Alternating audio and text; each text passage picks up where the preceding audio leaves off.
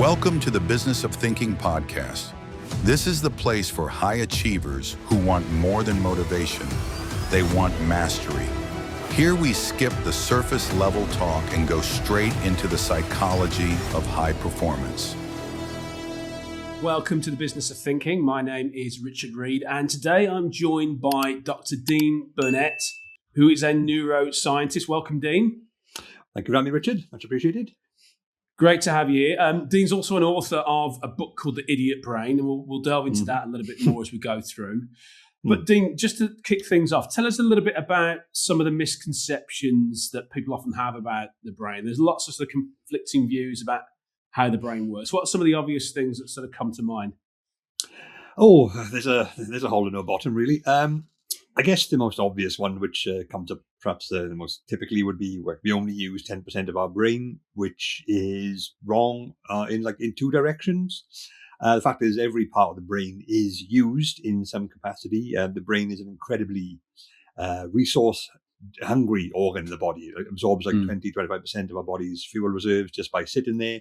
It makes up 2% of our mass. So it's an incredibly demanding thing, and just the way our evolution works, if we didn't need all of it, we wouldn't have it. Simply, it's such an inefficient system. But we do use 100% of it, or we can use it. 100% has a use, but we can't use actively trigger or activate 10% of it in one go. And again, the brain's too resource hungry for that as well. The brain is an incredibly efficient organ, but the way it's currently set up, it uses it's almost like running at maximum all the time, just staying alive and keeping us going. So some estimates say we can only actively trigger or enhance the activity in 1% of neurons at any one time. Okay. So if that's why we can get overwhelmed with things, or we can't focus doing things at once. The idea of being able to sort of amplify 10% of it, to do all of it sort of ramped up, is it's inaccurate. We can't do that. So 10% is both significant underestimate and a wild overestimate too. So either way, it's really wrong. It's it's incredibly wrong, just based on the science. So that's probably my that's the go-to for what do people get wrong about the brain. And I think it's important though, because people say it's just one of those misunderstandings, but it also people believe it. It opens up this big, huge a known area, quote unquote, for people to introduce unscientific concepts if we could activate the other 90%, who knows what you could do? You could trigger your potential. You just use these pills or these boosters and maximize your abilities, and that sort of it makes things sound more feasible than they are when you think we've got this untapped capacity when we don't. Brains, all of it's used all the time for various things, just not all at once. So yes, that's my go-to for brain misconceptions. Okay, and that's the important one, because that's what I've heard a lot, and I guess it becomes almost sort of accepted truth, doesn't it? People stop challenging it because they hear it so much. Yes, absolutely. It's one of those things which it's said so often. People assume it must be true, and you still get things like this. And I get it's totally understandable. A certain scientific literature, research publications, they are very complex. They're very jargon heavy. They are very, very specific to this particular study. And when they're reported in the mainstream, people have to take the key facts away, and that too. When you divorce the key, the single finding from the wider context, you put it in a sort of more mainstream layperson dialogue. It becomes people have their own interpretation, which is often unhelpful. This a very common one now is the brain only stops maturing when you're 25. So if you're under 25, you haven't got a mature brain. That is, I believe that for a long time. But there are studies which sort of say that, but those studies were looking at brain maturity. They just, the older subject in the studies were 25. It's not that the brain stopped then. It's just that's when they stopped looking.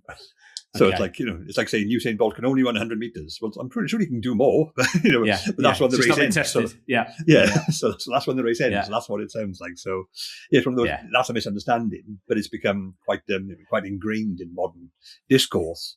Again, it leads to unhelpful things. People say, well, if you're under 25, you can't be trusted to vote, or well, that's not really true. But it's also it gives that sort of viewpoint scientific credence, which it doesn't really need or deserve. So that's something I try and push back against where I can. Yeah, and I guess those are sort of page turners or headliners for people, aren't they? When they see things like that, it draws them in. But it's, as you say, it's not necessarily true. And I guess, one of the things that I found in a lot of the work that I do working with organisations and individuals is a lot of people have sort of latched onto that book called the Chimp Paradox, and they get a lot of their views on neuroscience from that. What are your views on that? Is that helpful?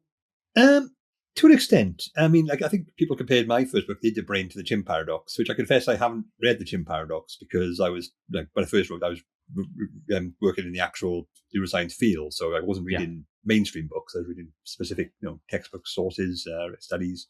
So I came to that a bit late. But yeah, it sort of does explore the whole your brain, the human brain as it currently stands. I liken it to, it's sort of like, given the way it's evolved, like over the last 2 to 3 million years, we acquired this really big enhanced neocortex where all the really complex thinking happens. But that was sort of grew out like a mushroom head from the basic brain from the last 100 million years. Like the one the old style stuff we've been running on since we were chimps. I guess that's where the whole thing comes from. And it happens so quickly. I liken it to, it's like trying to install the latest operating system, like Windows 11, on a 7-year-old laptop. It can handle it. It can do it, but neither side really likes this arrangement. Like the hardware's going, "What do you want now?" And the software's going, "Come on," and you get this friction a lot of the time, and that's where it comes from. And I do think, that's how that's how modern humans are, how they are. There's so much for how we are can be explained by this sort of dichotomy, or this sort of like this sort of less than smooth relationship between the old and new parts of the brain. But I do also think that is a very, very grand oversimplification. So this idea that, you do this, that's because it's your chimp brain doing something. Right. To an extent, yes, but that's not like the be all and end all. Like, it's not like, it doesn't absolve you of responsibility. It doesn't, it's not that straightforward. I try to sort of put it in context of, you have these impulses, urges, these tics, these quirks. Here's where they come from. But what you do with them, what you do about them, how you handle them, how you integrate them into your life, that's more of a much more complex, ongoing process. So, yeah, I do think it's a useful way to look at the brain, but I don't think it's like the be all and end all. I think that's like again, it's a very diplomatic, like fence-sitting answer, but I do think that is the case. I like it. We'll go with that. Yeah. We'll go with that. Yeah. But I guess it's useful, isn't it, for people who ordinarily wouldn't relate to the field of psychology and neuroscience, just getting them more interested in sort of reflecting on some of their own behaviours. And I guess that's kind of where your book's coming at it from in some respects as well, isn't it? Yeah, totally. I think that is useful. I think obviously everything we do and experience involves the brain in some way. That's why being a neuroscience writer when I started was quite a useful, not planned on my part, but I sort of realized, so what does my remit cover? Well, technically anything humans ever do or ever have done or ever will do. Okay, that gives me some scope to write about stuff. I've got some applicable material from that, I suppose. So that does sort of help in that regard. But yeah, I think people don't tend to think about, why am I thinking this? Why am I feeling this? Why am I reacting like this in the scientific sense? And I do think things like psychology or sociology, they can be viewed unfairly, I would argue, as a bit sort of wishy-washy, a bit sort of like, just it's easy to dismiss, like just some sort of people pulling things together from random observations. But when you sort of invoke neuroscience, it makes things more tangible. It makes gives something a sort of a grounding in a physical reality, which does help a lot of people. Again, that's how a lot of psychotherapy sort of exploits this sort of biofeedback, neurofeedback. Tell someone who's having an anxiety attack, calm down. That's not helpful. Like, it's like, well, I would if I could. But attach them to a monitor and it shows their heart rate or their brain activity. I say, okay, reduce that. Then okay, so I can focus on that, and when I think things and do things, that goes down. I can tangibly see what's happening. Yeah, it makes it easier. So I do think there's something to be said for just making the profound more tangible. Probably has some value in the sort of general understanding of things. Okay. And as you're probably aware, a lot of our audience are coming from a business background, a corporate background, entrepreneurship, those types of arenas. What are the ways in which you see neuroscience playing a part in those sort of areas? Quite a lot, actually. It's sort of become more and more common to sort of invoke neuroscience in like the corporate sphere, the the advertising sphere, the marketing sphere. Like these are all things where brain science is encroaching, as it is in the wider world generally. Like 1990s was the decade of the brain, with two big projects, US and European, to sort of map the brain and discover all its individual components. So yeah, like a lot of it hit the mainstream at that time. So it's becoming part of it anyway. But I do think it can come back to the whole making things sort of tangible. I do think, though, when you sort of think of why are certain employees reacting this way? Why do these situations cause stress or tension, anxiety? What is it inherent in the brain that allows us to function this way or make people react this way? I do think that becomes more useful. A lot of stuff shows that the human brain is inherently stressed out by uncertainty. Like the fact that I don't know what's going to happen and how it's going to affect me is obviously the default bad thing for any species, really, but humans particularly, because we can appreciate it. There's so much we can be uncertain about. Yeah. So if you take that into account, then obviously the corporate world does have a lot of uncertainty, not by anyone's design, just by, okay, we're going to try this project, we're going to try this new method. Will it work? We don't know. We think it will. That's why we're doing it, but we're going to see what happens, and hopefully it will. But if we can't promise that, and then that obviously people become uncertain. Like remodeling, restructuring. These are things that the corporate world does involve a lot of uncertainty just by default. It has to, because that's just the nature of the beast. And I think when people sort of take that into account and try and do something about it, or at least acknowledge it, that can be helpful. Because when you sort of tell people this won't happen, but you can't prove it, and then they feel like it will, and it does happen, that sort of erodes trust and reliability, and sort of undermines seniority and stuff. So these are all aspects of how just human brains work. And I think the people who take that into account more tend to sort of, if not avoid the consequences, at least sort of lessen them somewhat by recognizing this could happen to employees, workers, like at different management levels, and so on and so on. So I think when you sort of people who take into account this is just how people work. It's not like a bad discipline thing. It's not like a rebellious thing. It's not stubbornness. It's just this is how humans are, and we have to take that into account when dealing with humans. Then I think that's usually helpful for everyone. Yeah, absolutely. And I've seen it so many times that actually people have got great ideas for things like organisational change, but they don't communicate and they don't listen to what people have got to say. So irrespective of whether those projects are going to go ahead anyway, engaging people, listening to them, giving them reassurance is really important, isn't it? And I'm guessing that sort of, does that sort of hark back to that more primitive part of the brain? So that sense of safety or lack of safety? Absolutely, yeah. I mean, there's so many different models of the basic needs that a human brain, or any species, but humans in particular, have. Probably seen Maslow's hierarchy of needs, or like other different models like that. But I think there's it's not really any debate over the fact that safety and security is like a fundamental need for your average person. Not even just like in the long term sense, just like right now, do I have somewhere to go which is safe? Do I have a place I can retreat to, which is secure, which is my own, which I can guarantee my own safety? And that is a vital part of just how people work. That's why homelessness is such a huge stressor, hard to get out of, and so on and so on. And so like knowing that you're going to be okay, and you can rely on your environment and your situation for survival, that takes a lot of stress off. And I guess when you introduce variables which could threaten that, however remotely, you are going to get people who are more stressed. And I think that is something which like managers, perhaps some certain ones could at least stand to be more at least cognizant of, in that yes, you have this corporate structure, which are these employees beneath you. Yes, they have their roles to fill and their job duties and all that, and they may do them exactly as they should, but that doesn't remove the fact that they still are individual people who will react to external changes and variables. And just because like they are factory floor worker and they will do their job doesn't mean that they don't respond to executive decision which could move the plant to a different town. Like like you could turn around and say, yes, well, it's not your job to worry about that. It isn't, but they're going to. They can't not, because they are a fully conscious human being who has awareness of the wider world, and that's not something you can really structure out of anyone. And I think the efforts to do that are always going to backfire because you can't. It's just not how anyone works. And it would be convenient if it did. I get wherever this comes from, but reality is what it is. So yeah, and I guess if you can give people reassurance, or at least let them know that you're acknowledging their concerns, that goes a long way, doesn't it, in terms of building loyalty and trust?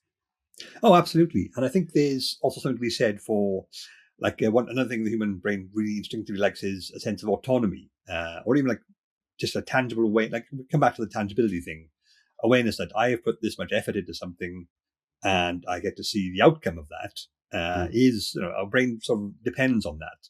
It's a kind of a problem with politics in general, that you vote for something, and then the outcome of that vote is so far removed from your vote originally, so you just lose track of, okay, did I vote for this? I didn't expect this. It wasn't what I wanted or planned or anything like that. So there's so many variables and so many, X to Z to Z to Y to up to down, left, right, to that sort of thing. So it's hard to keep track of, okay, I did this. What's the outcome of what I did?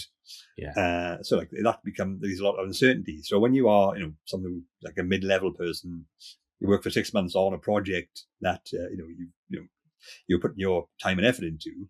On paper, you're getting paid to do this. So therefore, you see that your efforts go here, your money comes in. That's how it works. But that's, again, the brain is too complex for that. It's annoyingly so, because the first novelty is a big part of it too. Like when the first few weeks you've got your paycheck going in, your first ever job, it's great. You're like, oh, good, I've got money, I can afford to live and buy stuff. That's cool. But then a month later, 2 months, a year later, it's like a very regular process now. Like, every Friday, there goes the money. And then you get dressed for the weekend, put on all pair of trousers, find £10 in your pocket. Oh, yes, that feels better than your regular pay, which is 10 times, 100 times, 1,000 times as much. But it wasn't what you expected. So the brain is a lot more tangible than that. Like I say, so if you put effort into something and you can't see the result of that, or, it's like 6 months you work on a project and then new boss comes in and says, okay, we're cancelling that now.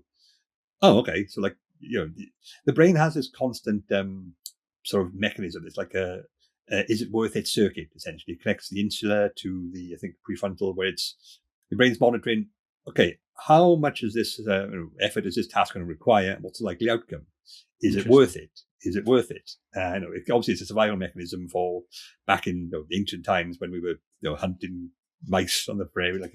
If I spend 6 hours hunting a small mouse, is it worth it? No, I'm going to sort of burn far more calories than I'll gain. So, and I'm not bother doing that. So it's a survival thing. But you see that in the workplace. So hey, I've done this much work for this thing. Is it worth it? I don't think so, but I've got to do it because it's my job. And then it's sort of, you do it and then it gets cancelled. Okay, so I have just wasted 6 months of my life. I got paid for it. Like I say, your brain sort of, okay, that's just a regular thing now. So you can sort of see how that would be demoralizing for your average working person to say, okay, I get the big picture. I get the wider vision, like the agenda, the long-term plans and projects and goals. Those all make sense. But for me personally, I've done all this and it has now been a waste of time. It's gone now. And that is going to be demoralizing. Like, there's no way around that. So if you can, if acknowledging people's efforts, at least, even if they don't end up in something productive for the company, is probably a good strategy as well. Because I know you did that. You know you compensated for it, but it's appreciated. We recognize it. You weren't ignored. It hasn't been a waste of time. Good job. Those are probably more valuable than people tend to realize, because it's it just is how we work. Like I say. Yeah, it's interesting, isn't it? A lot of people instinctively talk about sort of pay rise as being the motivator, but as you're saying, that's a short term lift, isn't it? It's actually that acknowledgement, being seen, being appreciated, that's so important. Being connected to what you do. Yeah, absolutely. I think they always say the jobs which have highest levels of satisfaction or worker happiness tend to be amongst various other things, the roles where you can see the results of your labours. Teaching is one that, obviously, it's a very stressful job too, but when it goes well, it's one of the most highly scored for job satisfaction, because you can see these are my pupils in front of me. I can see them learning. I can see them growing. Engineers, like when you're building something or designing something, there's something in the world now which you put there that your brain will recognise. Okay, I did all that. not by myself, unless you're really arrogant or extremely talented like Iron Man, I suppose. You could be saying, I did all that myself, but that's more of a fictional thing. Research scientists, like I discovered something, being able to say, I did something, and here is the result, and it is a good result. Even things like gardening gets high scores. A lot of it's outside, you get regular exercise, those are things that help well-being as well. But I changed something with my bare hands. I can see what I've done. There it is. And that's a lot more rewarding than people realize, I think, a lot of the time, especially like modern office spaces where that link between your efforts and the outcome is so much more nebulous, much more like abstract in many ways. Not something you can really avoid, but something just to keep in mind, I think. Yeah, that's a really good point. And you often see in organisations, don't you, as they get bigger, this sense of silo, where actually people don't connect with how their part of the job feeds into other people's results. So actually, people then start to become more insular and also disconnected from the objectives of the organisation. Yeah, totally. I think that's something which is affecting general society by and large. Like my son's really into football. He's only 13. He's not pursuing it professionally, but some of his friends are. So they hopefully picked up by academies and things like that. But then that is in itself, in a sense of becomes a sense of like siloing, in that academies tend to be placed in sort of more well-to-do areas. So you get the ones who can afford to be there, and therefore you don't get like the grassroots, the working class, the less privileged but naturally skilled players. And then a lot of studies show that the more diverse background is probably better for all-round skills. So you exclude that sort of thing. Like, if you're in an academy, you have to do that and only that all the time. So this idea of specialization is becoming a bit more, perhaps going too far, I would say, in terms of how people tend to work. The idea that you can only teach important subjects. Well, as far as the brain is concerned, there are no unimportant subjects. Learning is learning. You're experiencing things, you're thinking in certain ways, you're activating certain neural pathways which you weren't before. That all adds up to something useful. There's no sort of useless subject in terms of how brain development and maturation and understanding and learning works. And you can sort of see that in I can't imagine it's any different for the workplace either, because if you take, obviously you will need to have specialist divisions and units and sort of people who have certain skills being refined in that area, but to close them off from the rest of the company, especially what's it called, C-suite level or whatever it is, your management, you mustn't bother yourself with the concerns of the lower levels because they do their own thing. I don't think that's necessarily healthy either. I think you become detached from the people you're ostensibly managing, and if you start treating them as like more abstract, more conceptual rather than real, then I think that you end up losing the empathy you need to make decisions which benefit the workforce. Yeah. And I guess some of the areas where you starting to sort of move on to now in the conversation, they touch on the idea of the future of work, don't they? The ways in which we can perhaps reconstruct work to bring the best out of people. Any other thoughts on that? Any things that perhaps managers and employers could be thinking about if they're listening to this? I think management is obviously a skill. One I'm fairly confident I don't have. I've been self-employed for 9 and 10 years now, so even talking to people is a struggle these days. So I wouldn't say I'm going to lecture other people how to manage a workforce. But I do think something like my background is in neuroscience and psychology. When I was studying 20 odd years ago, now 25, I think, something like that. But social psychology was a bit of a not a joke subject, but it was like the poor relation in the proper science field. It's like it's less real, it's less concrete than behavioral neuroscience or like clinical neuroscience or cognitive psychology, or the important stuff. But I do think, even from the get-go, I was thinking, I think that's a mistake. I think that's an unhelpful approach, because ultimately, humans are a social species, and arguably the most social species. A lot of anthropologists class us as ultra-social. We are so communal, so tolerant of each other. I know it look at the news or any sort of website, you think, people hate each other. No, we have a go at each other a lot, but we can put up with each other's presence way more than any other species can. It's like in the actual terms of nature itself, we're very, very calm and friendly compared to like chimps can't do that sort of thing. Now, if you sort of had 100 people in a room just listening to someone talk, they could do that. Turn them into chimps, they'd half of them be dead within minutes. It's that sort of thing, Let's not try that yet. Yeah, like I mean, I've had some talks go badly, but never quite to that extent. Nobody's died. Not while I was there. Like, a few hospitalizations, I'm sure they're fine.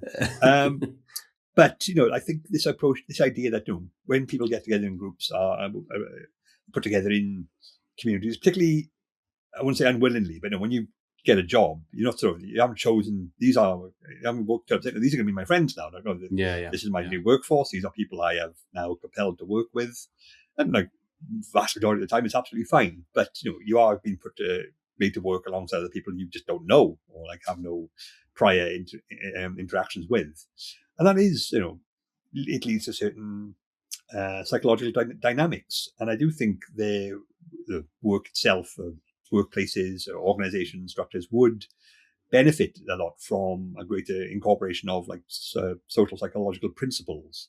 Like, group dynamics is a really interesting part of social psychology, like normative determinism behavior, like the idea that when people all agree on something, people will agree, even if they think it's wrong, purely because they don't stand out, even in sort of very mundane situations. That is something which has been observed many times. Or people will become more extreme as part of a group, not less, because they want to impress the group. So they'll take the common viewpoint everyone shares and then try to manifest it more. And rather than you take 10 individuals, put them together, you think the average opinion would be some sort of middle ground. No, put them all together. It gets more extreme. It's a strange phenomenon, but it does happen. And these are all things which will and do affect the modern workplace. And I think a great understanding of those could and arguably would lead to perhaps more harmonious and more productive corporate structures. It's a hunch I have. I can't prove it because, like I say, I'm a self-employed person. Yeah. I'm just sort of like throwing this out there on the off chance anyone wants to make anything with it. Yeah. And for individuals who are listening to this, people who want to become more effective at what they do, more efficient in the workplace, the workplace is becoming ever faster and busier. What are some of the aspects of neuroscience that maybe they could apply to themselves that might help them to perform more effectively? I do think there is a lot to be said for being realistic for a start. As in, you've got this position. What are you able to affect? What's within your remit to do? Because I know people like to, I want to be a career climber. I want to climb the ladder. I want to become manager and the head of the company in X number of years. That's all fine. These are all like noble goals to have, unless they're sort of not for some reason. But I think there's a difference between the long-term goals you have and what you can do right now. I'm obviously, for a lot of people, I'm sure he's explaining very basic principles to them. But in psychology, we have things called your current self, your ideal self, and your ought self. So your current self is, here's who I am right now, here's what I'm doing, here's what I'm placed in the workplace. My ideal self is, co-chair of the company or whatever your structure is in like 5-10 years, whatever timescale you're talking about. Your ought self is, okay, what ought I be doing now to move my current self closer towards my ideal self? And it's all about increments, essentially. Like, okay, so I could take on more work in this direction, and then I could end up becoming known for this, or I could make this process more efficient, or I can start coming slightly earlier. All within remits what you're willing to do and able to do. Not so. I think, but I think people want to do it so quickly now and so rapidly, and so like, look at me, I'm doing it. I do think that can have benefits, can pay dividends, but I do think it also overlooking the cost of that. Then you're far more likely to lead to burnout very early on if you're taking on everything at once with a view to achieving your goals as soon as possible. And I think there's also there's a lot floating around in the ether now in the discourse about ways to be productive. And it's oftentimes you get the 10 morning rituals of highly effective CEOs, and like I've read quite a few of these. I've written about them. Like a lot of them seem like wild, utterly unhinged a lot of the time. Like I wake up at 2 a.m. to do 50 squat thrusts and drink a zinc smoothie. Like do you? But I think it's worth bearing in mind that these are people who are successful now and do this now. And I do suspect there's a great deal of, retroactive thinking going on there, as in people are like really wealthy, well off. Like I'm sure they worked for it most of the time, but there's going to be a great deal of luck involved, a great deal of support from others, right time, right place. So this is all like applies to myself as much as anyone. But that's not a really sort of it's not a very rewarding narrative internally, is it? So people always try to find, okay, this is my success is my responsibility, and I'm going to. How do I explain that? I'm going to make sure everyone knows I deserve this. So I'm going to tell them about my daily routine, which is so extremely punishing that they won't doubt it. So I do think there's a great deal of that going on. Well, I got all this money and this success, so I'm going to. People want to know my secrets. You can't tell them, well, do exactly what I did when I did it. We can't do that. So I've got to come up with something. And I think a lot of it is wish fulfillment. A lot of it is like that. I don't think that's going to help. 7 a.m. freezing cold showers with like a kale and rutabaga smoothie. I don't know what these. I don't think that helps anyone. Well, if you like that, fair enough. I don't think that's like a catch-all to any sort of success. So I think there's people want tips and tricks. They want shortcuts and hacks, and I don't think you get those. I don't think anyone who's offering such a thing hasn't really taken everything into account in the most diplomatic sense. And you talked about people trying to do things quickly. One of the things that I've often found, and maybe you've come across this too, is people multitasking, people packing things into every minute of every day, and as a consequence, that might be effective in the short term, but there's a price to pay for that. People can't switch off. People, as you said, they sometimes get burnt out, or they stop making the right decisions. Any advice for people who might be encountering some of that or be at risk of that? Yeah, I mean, again, I feel like the brain is always operating at sort of maximum. So we can't just like open up this unused bandwidth. It's not there. Like we have a finite amount we can do at any one time. And yes, I know there's plenty to be said for resilience training or like mindfulness, and these are all tips and tricks and hints that can have a meaningful impact. But ultimately, we only have the resources we have to work with in terms of how your brain or what your brain can cope with. And I do think it's worth acknowledging that. As if you're feeling like, okay, I'll do this, you can agree to stuff all you want, but can you actually do it? And at some point, you have to be honest with yourself. Okay, I've got 30 things I've agreed to do. I can feasibly do 15. Which are the most important 15? Which are the ones where I can say, okay, if I don't do this, what's the worst outcome? If someone else does this, do I lose out? Do they gain something I would rather have? If so, maybe someone else can do this thing. You don't have to do it yourself. I think there's a certain sort of pressure on a lot of people in the working world, and particularly in the individualistic cultures like ours, that you have to be the one to be seen to do it. Like it's got to be me. I've got to do it. I do think the bigger picture is helpful there, and that's okay. So long as this gets done, are we going to be okay? Like everyone has their own certain circumstances and context. So like I'm not going to be able to. I'm not going to lecture and say you shouldn't do this or do that. But for me, be honest with yourself and say, okay, how much can I do? What's the most important things to do? And what can I afford to let go of?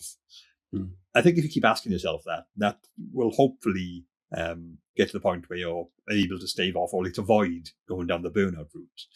Well, obviously that also assumes you have the autonomy to make these decisions. If your superior is putting this work on you and saying it has to be done, no one else to do it, that I would say is bad management, because obviously they're making demands which cannot be met by one person or a small group of people, and but then they're not going to experience the consequences probably. So there we have like more of a toxic worker situation, which is something. It's a whole other problem, which obviously the individual cannot be expected to fix. And I do think there is a certain pressure on people in the wider world now, in that especially like the whole positivity movement. There's the only disability is a bad attitude. That's a really unhelpful viewpoint, because whatever you think of it, all things like power through depression can be cured by exercise. It always does. It puts the onus for fixing the situation on to the one who's been affected by it. And there's very few cases where someone's problems are entirely their fault or entirely their doing, especially in the workplace and things like that. So to say to someone, okay, you're overly stressed. Okay, how about you take this stress training class, and then you won't be stressed anymore. Then I can give you more work. Because that's not really how anything works. It's like saying, okay, you're carrying too much weight. I'm going to give you a gym subscription, and I'm going to give you some more weight to carry. That's not. Thank you. No, I can see the logic, but it's not how anything works. Yeah, so, yeah, yeah. And with multitasking, I think there's some great tips in there. With multitasking, how does that work? Is that a thing, or is that a fallacy? I've heard things about the fact that we sort of hold things and drop things, but because it's quite seamless, it feels like we're doing all these things at the same time. Is that fair to say? Yeah, that's sort of what it is. And most evidence suggests that the brain has one attention stream at any one time, so you can only focus on one thing at a time. But we have this working memory buffer, which we can retain several bits of information about what we're doing. So it's possible to have like three things going, jump from one to one to one to another one to the one, back and forth, 3 to 1, 1, 3, 2, 3, 1, 1, 3, 2, 3. And the brain buffer is sustaining like the progress of all of them in one go. So you are multitasking. So I'm doing that, I'm doing that, I'm doing that, I'm doing that, I'm doing that. If you just flip around enough so that the buffer in your brain doesn't lose it all, or you can sort of, it's not too much for you to get overwhelmed, then yeah, you can multitask. Some people have a greater capacity, like a greater brain buffer to do this. Some people have a faster intake, so they can sort of recognize something and take it at once. So it'll vary from person to person. But we can't sort of like do three things at once simultaneously. No, there's like three separate like info streams. It's a leap one to the other, and that again, that's manageable in certain cases. But if the more complex the tasks become, or the more of them there are, the less multitasking you can do. And it's also not like just like a ceiling on it, in that if you can do three things at once, but if you're made to do five things at once, then you overwhelm your capacity entirely. So that means you can do no things at once, and therefore you have to start again. And so, yeah, it's not like I got this hardcore of three things. I try to add one or two occasionally. You add too much, then the whole system collapses. You have to start again, and that obviously is not productive either. So, yes, we can multitask, but within very finite limits. I think that makes sense. Okay, yeah, I think that makes sense. And in terms of our capacity to do that, is that something that we can develop and build on, or is that set?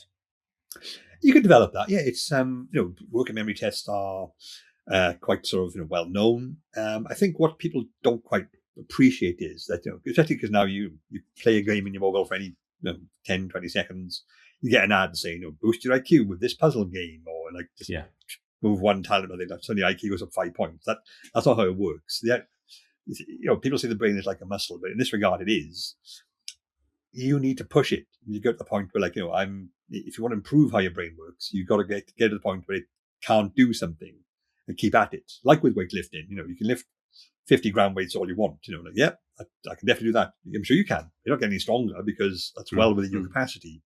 It's when you push to your limit, that's when your muscles go, oh, well, I can't do this, but apparently I need to. So I'm going to build up and restructure and sort of reinforce myself. And then your brain is kind of similar in that regard. Okay, I can do this, I can do this, I can do this. Oh, I can't do this.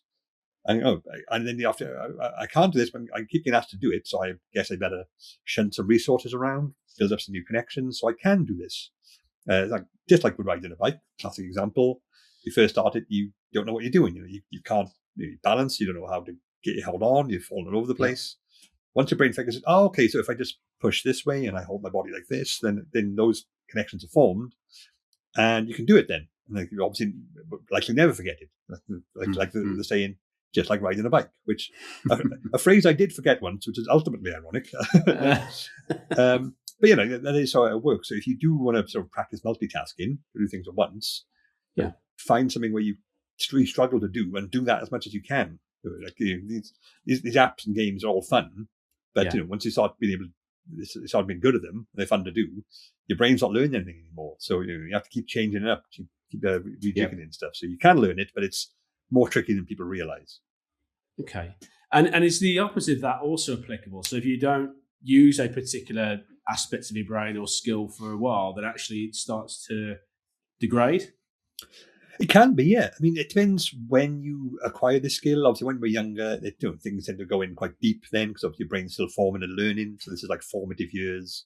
Again, the riding the bike example, perfect example, because you do it when you're very young usually. So your brain locks that in, then sort of builds up all the connections around it. So this is there then. Something acquired later in life, yeah, you can build up your abilities, but then you can also lose them. Like I had GCSE French when I was in school, got to a decent level of conversational French. Went like 15, 20 years, I'd gone to France, never used it, gone. It's like I know that one well from personal experience. Yeah, exactly. I was smattering of words here and there. I can read a bit, nothing like I was. So yeah, the brain is, like I say, it's constantly operating at maximum. If there are resources going unused, it will be directed elsewhere. So classically trained pianists, they have very, very big motor cortex, so fine finger control. So they have that's enlarged, so the areas around that part of the brain aren't as used. So we have a smaller part of the brain for spatial navigation, whereas like a London taxi driver has the opposite. They have a bigger part of the brain for spatial navigation, but don't do much fine finger control, so their motor cortex will be sort of smaller. So yeah, the brain's always about trade-offs. And if you acquire a new skill, great. You never use it again, not so much. As anyone who's ever studied for an exam will know. Learned everything about that. Passed the exam, gone. Never need it again. Yeah. Sounds familiar. It makes me think of the Homer Simpson quote. Every time I learn something, pushes something out. Yeah. But like I said, remember I learned that home winemaking course. I forgot how to drive. You were drunk. I know.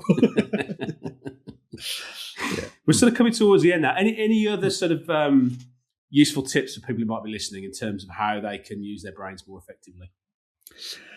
I think using your brain more effectively is obviously just a general thing you want to do in life by and large.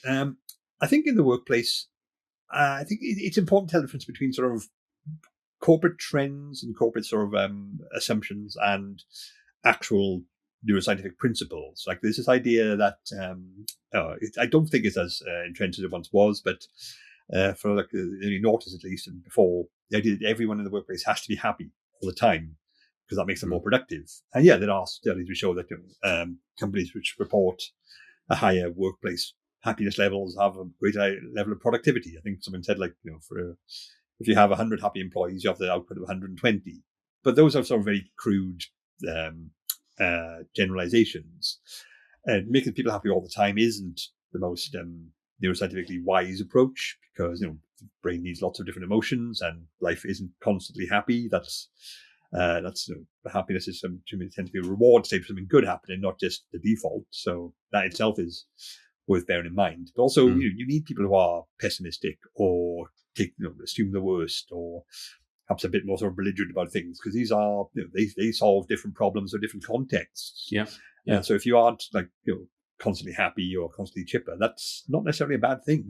You are still a valuable person for the workplace. And I do think there is also, as I heard, I haven't sort of been part of the general corporate structure for a while, but ideas about sorting people by personality types, like the Myers-Briggs and things like that. I mean, again, I can understand the impulse to want to manage people more effectively by putting personality types together in compatible ways.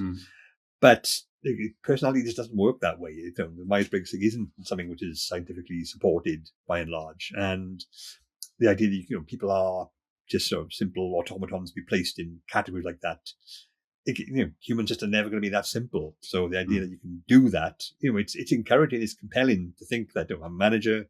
If I put these people in certain situations and setups, they'll be easy to manage. Yes, I can understand why you want that to be a thing, but humans aren't ever going to be simple enough to conform to that viewpoint. And I think keeping that in mind can only help you be a better manager, not sort of not undermine you at all. And I guess knowing that places more emphasis on knowing your people as individuals, doesn't it? Talking to people, communicating with them. And I think going back to some of the things we've spoken about today, it's one of the things that often gets lost. It's so obvious, we overlook it as a strategy. Yeah, I think that's totally right. I think the idea that yes, you need a hierarchy in place to get things done. If everyone's friend and no one makes decisions, not a lot is achieved. We might have a very relaxed atmosphere, but that's not necessarily the most productive, is it? So no. But I think acknowledging that your workers, your employees, your colleagues, even your superiors are human beings themselves. Like they all have their own human brain, which is this incredibly complex mass of logical quirks and tics and eccentricities. That's something very, very worth keeping in mind. Like each individual human is very unique and has their own like drives and assumptions and beliefs and views and emotional reactions to things. And just getting a sense of that for each individual worker will help you manage better. But it does mean you have to put the sort of the quote unquote legwork in to know them. It's much easier to say, do this test, I'll decide who you are, and then put it. That would be convenient, but it isn't how we work. So I think that's a very short-term solution at best. Totally agree. It's good to hear it from the expert, though. What have you got coming up in the next few months, Dean? What are you working on at the moment? Oh, I've got quite a few things going on. The 10-year anniversary edition of my first book, The Idiot Brain, has just been published. So I'm going to check that out. It's the same book, the same global bestseller, which was a surprise to me as much as anyone. With new intros and outros and covers and all that. I've got some events coming up to help promote it. I got, like in the UK, I'm part of a campaign to teach children about, school children and sports academy people about the importance of head injury and how to manage concussions, because that is an often overlooked part of the sports playing field and arena, two sports terms there, I suppose. And also I've just got myself a new website to sort of put my consultancy services more to the fore, because I've been doing consultancy work for like 5 years solid now. I just realised, I've done like hundreds of consultancy jobs. I should probably make that official. So we'll share the links to the website. Sure, when we put the video out. No problem at all. Great stuff. Thanks very much. Fantastic, Dean. That was great. Thank you so much for your time. And anytime. Thank you. We look forward to having you back on at some time in the future if you'd be open for it. Absolutely. Anytime. Just let me know. Brilliant. Fantastic. This is the business of thinking. Mastery doesn't end here. See you in the next episode.